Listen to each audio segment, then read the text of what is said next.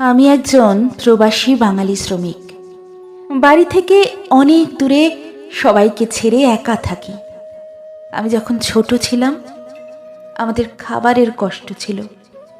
নানা রকম রোগে আক্রান্ত বাবার কোনো সামর্থ্য ছিল না উপার্জন করে সংসার চালানোর। মা লোকের বাড়িতে কাজ করে আমাদের মুখে দুবেলা যা হোক কিছু তুলে দেবার চেষ্টা করেছে। আমাদেরকে স্কুলে পাঠানোরও চেষ্টা করেছে। প্রতি বছর স্কুলে ভর্তির সময় মা এর বাড়ি ওর বাড়ি চেয়ে আমাদের বই কেনার, পোশাক কেনার চেষ্টা করেছে। যে চেষ্টা বেশি দিন সফল হয়নি। কথায় আছে না, ভিক্ষায় কোনোদিন অভাব যায় না। তাই অভাব আমাদের নিত্য সঙ্গী ছিল। পরে যখন বড় হলাম গ্রামের একজন কাকুর সঙ্গে বিদেশে চলে এলাম। আসার দিন মায়ের বুক ফাটা কান্না আজও মনে পড়ে। আমাকে জড়িয়ে ধরে বলেছিল, তোকে সব সময় বুকে আগলে রাখার সামর্থ্য আমার নেই বাবা।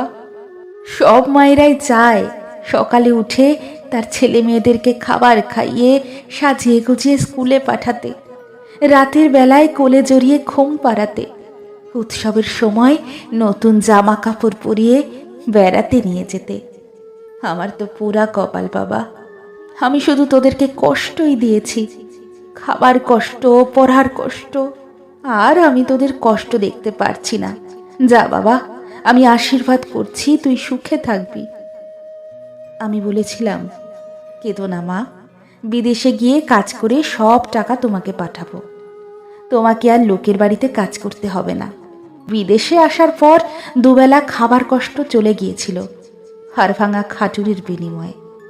কাকুর ফোনে ফোন করে মা যখন জানতে চাইতো, কি রে বাবু, কি দিয়ে ভাত খেয়েছিস, শুধু ডাল মেখে ভাত খেলেও মাকে বলতাম, এই তো মাছ টমেটো আলুর ঝোল দিয়ে ভাত খেয়েছি। জানো মা, এই মাছটা না আমাদের ওখানে পাওয়া যায় না, দারুণ খেতে, আর একদমই কাটা নেই। কত মিথ্যে বানিয়ে বলতাম মাকে, কথায় কথায় ভুলিয়ে দেবার জন্য, যাতে মা অন্য কোনো কষ্টের কথা জিজ্ঞেস না করতে পারে। মায়ের চুপ থাকা দেখে বুঝতে পারতাম মায়ের কাছে মিথ্যে লুকোনো যায় না। কোনোদিন রাত 10টার পর ফোন করে মা জিজ্ঞেস করত, কিরে বাবু, শুয়ে পড়েছিস? কাজ করতে করতে একটু দূরে গিয়ে বলতাম, এই তো মা, এই তো খেয়ে উঠলাম, এই যাচ্ছিলাম ঘুমোতে, তুমি ফোন করলে। পাশ থেকে আর চোখে আমার মতো আরও হতভাগারা দীর্ঘশ্বাস ফেলত। তারা সবাই প্রতিদিনের এই মিথ্যে কথায় অভ্যস্ত। প্রতি বছর অনেক ধনী লোকেরা বাড়ি ফিরত বিভিন্ন উৎসবের সময়। আমাদের কাছে ঈদ, পুজো এসব বেশি করে টাকা কামানোর সময়। সামর্থ্য ছিল না প্রতি বছর বাড়ি ফেরার। 2-3 বছরে একবার বাড়ি গিয়ে দেখতাম আমাদের পাড়ার সমবয়সী সব ছেলেমেয়েরা কলেজে পড়ছে, বিভিন্ন অনুষ্ঠানে মজা করার মতো ছবি তুলে রেখেছে। সেসব দেখে মনটা ভার হয়ে যায়। আমিও তো পড়তে চেয়েছিলাম।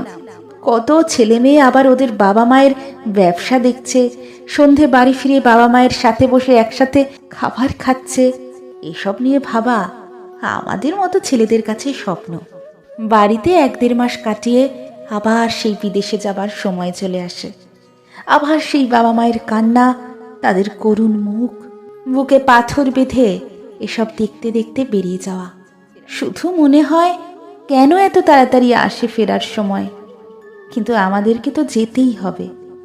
আর 2-5 বছর বিদেশে কাটিয়ে অনেক টাকা জোগাড় করে একটা বাড়ি করব দেশে, একটা ছোট্ট ব্যবসা করব, নিজের একটা পরিবার হবে, বাবা মাকে নিয়ে একসাথে অনেক সুখে থাকব।